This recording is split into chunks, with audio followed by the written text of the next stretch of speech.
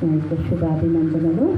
మరియు అవార్డు గ్రహీతలందరికీ కూడా నా యొక్క శుభాభినందనలు. ఈరోజు మనం అంటే సమాజ సేవ గురించి మాట్లాడుకుంటూ ఉన్నాము. రోజీగా చేసిన సేవలని మనం గుర్తించడం కోసమే ఈ సభ ఏర్పాటు చేయడం అయిందనుకుంటున్నాను. అందులో కూడా మహిళగా ఉండి ఇంత సేవ చేయడము అనేది మనకి ప్రేరణ ఇస్తుంది. మహిళలో ఎంత శక్తి ఉంది. అందుకే ఉమెన్స్ డే కూడా ఎంత గ్రాండ్గా ఎన్ని రోజులు జరుపుకుంటూ ఉన్నాము. ఒకప్పుడు మన పురాతన కాలంలో శాస్త్రాలు కథల్లో మనం వింటూ వచ్చాము. అసురులని సంహరించడానికి భగవంతుడు స్త్రీ శక్తిని తయారు చేసి స్త్రీని పుట్టించి అసురులను సంహరించినట్టుగా కథలు వింటూ వచ్చాము. తర్వాత మన హిస్టరీలో కూడా మనం వింటూ వచ్చాము. ఝాన్సీ లక్ష్మీబాయి, రుద్రమాదేవి ఇలాంటి ఎంతోమంది ఎన్నో విజయాలను సాధించారు. మరి ఈరోజు చూస్తే ఈరోజు కూడా మహిళల్లో ఏమీ తక్కువ శక్తి లేదు. చూస్తూనే ఉన్న మహిళలు ఎంత గొప్పగా అన్ని రంగాల్లో ముందుకు వెళ్తూనే ఉన్నారు. కానీ ఎంత ముందుకు వెళ్ళినప్పటికీ మళ్ళీ మహిళ అనగానే ఒక నెగిటివ్ ఇంప్రెషన్స్ చూడగానే చెడు ఆలోచనలు పుట్టడం ఇలాంటివన్నీ జరుగుతున్నాయి. ఒకప్పుడు మహిళలను దేవి రూపంలో ఎంత మంచిగా చదువుకున్న విద్యావంతుడైనప్పటికీ అది పురుషుడైనప్పటికీ విద్యాదేవి సరస్వతినే పూజిస్తూ వచ్చారు. యుద్ధ రంగాల్లో ఎంతమంది సైనికులను చూసామో దేవిగా దుర్గాదేవిని పూజిస్తూ వచ్చారు. ఇంకా మనం చూసాం డబ్బు సంపాదించేది మ్యాక్సిమం ఎక్కువ శాతం పురుషులు అయినప్పటికీ పురుషులది బాధ్యత అయినప్పటికీ ధనదేవి లక్ష్మీదేవిని పూజించారు. అంటే స్త్రీలో ఎంత గొప్ప శక్తి ఉంది అనేది మనం చూస్తూనే వచ్చాము. ఇప్పుడు కూడా చెప్తూ ఉంటారు, ఎక్కడ స్త్రీ శక్తికి పూజ గౌరవం జరుగుతుందో అక్కడ దేవతల నిలయం ఉంటుంది అని. మన గాంధీ గారు కూడా చెప్పారు, ఎక్కడైతే అర్ధరాత్రి ఒక ఆడ పిల్ల స్వతంత్రంగా ధైర్యంగా సేఫ్టీగా ఇంటికి రాగలదో అదే నిజమైన స్వతంత్రము అని.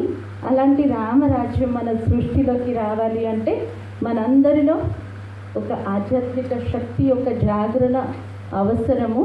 ఆ శక్తి ఏంటి అంటే భగవంతుడి గురించి చెప్తూ ఉంటారు. భగవంతుడు తన శక్తులని తన గుణాలని అన్నీ స్త్రీలో నింపాడు అని. అందుకనే స్త్రీని మాతృమూర్తి అని, మన భాషల్లో కూడా మాతృభాష, వందే మాతరం అని, మాతృభూమి అని, ఇంకా గంగా, యమున, నర్మద నదుల పేరు కూడా అలా పెడుతూ వచ్చారు. స్త్రీలో ఎంత గొప్ప శక్తిని భగవంతుడు సృష్టించాడు. కానీ దాన్ని మనం ఎప్పుడైతే జాగృతం చేసుకుంటామో చాలామంది ఈరోజు మోడర్న్ అనుకుంటున్నారు. ఎందుకంటే పురుషుల కంటే మేము ముందున్నాము, మేము ముందు ఉండగలము అని చూపించడానికి మోడర్న్గా ఏం చేస్తున్నారు, డ్రెస్ చేంజ్ చేసుకుంటున్నారు, లేకపోతే ఆచార వ్యవహారాలు మార్చుకుంటున్నారు.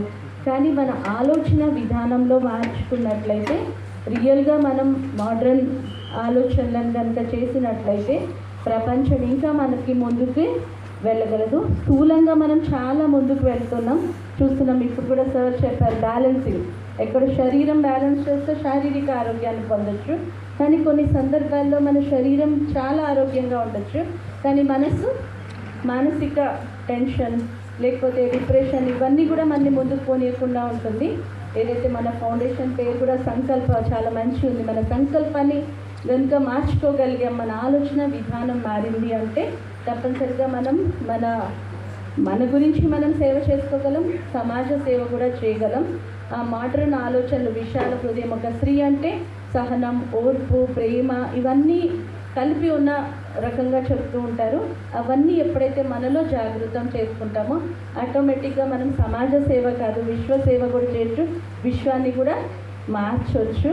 ఈ యొక్క సంకల్పంతో మనందరం ఈరోజు ఒక చిన్న ప్రతిజ్ఞ చేసాం. మన సంకల్పాన్ని మనం మార్చుకొని మనలో ఒక దివ్య శక్తులని, దివ్య గుణాలని జాగృతం చేసుకోవాలి అనే సంకల్పం మనలో ఉన్నాయి. కానీ వాటిని జాగృతం చేసుకోవాలి.